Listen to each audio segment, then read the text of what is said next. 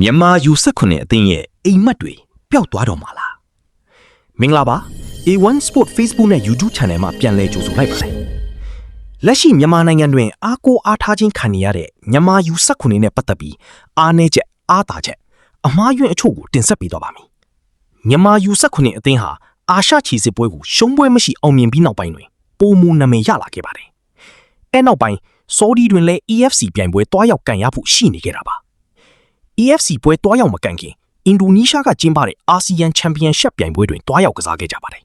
။အားလုံးကအည်သွေးကောင်းတွေပိုင်ဆိုင်ထားတာမို့ပွဲစဉ်တိုင်းကကြည်ကောင်းနေခဲ့ပါတယ်။ Group B မှာကြာရောက်ခဲ့ပြီးထိုင်း၊ဖိလစ်ပိုင်၊လာအိုတို့နဲ့အုပ်စုအတူကြာခဲ့တာပါ။ Group 3ခုဖွဲ့ကလီသင်းပတ်လည်ကစားစေခဲ့ပြီးအဆင့်1 3သင်းနဲ့ဒုတိယအကောင်းဆုံး1သင်းရွေးပြီးစီးမီတက်စေခဲ့ဖို့စီစဉ်ထားတဲ့ပွဲစဉ်တစ်ခုပါ။မြန်မာအသင်းအနေနဲ့လာအိုကိုအကောင်းဆုံးကစားတယ်တရီကြကတမှတ်သာရခဲ့ပါတယ်။အဲ့ချိန်ထိုင်းကဖိလစ်ပိုင်ကိုအနိုင်ယူပြီး3မှတ်ရထားပါပြီ။လာအိုနဲ့ဖိလစ်ပိုင်နဲ့တွေ့မြန်မာနဲ့ထိုင်းနဲ့အတွေ့မှာမြန်မာဟာထိုင်းလိုအင်အားကြီးအသင်းကိုအနိုင်ယူပြီး3မှတ်ထပ်ရကစုစုပေါင်း4မှတ်ရသွားပါတယ်။တစ်ဖက်ကလာအိုကလည်းဖိလစ်ပိုင်ကိုထပ်မံအနိုင်ယူပြီး4မှတ်ရသွားပါတယ်။အဲ့နောက်အုပ်စုတွင်အသင်းနိုင်ထားတဲ့ဖိလစ်ပိုင်အသင်းကိုမြန်မာကအေးဆေးနိုင်မှာပဲ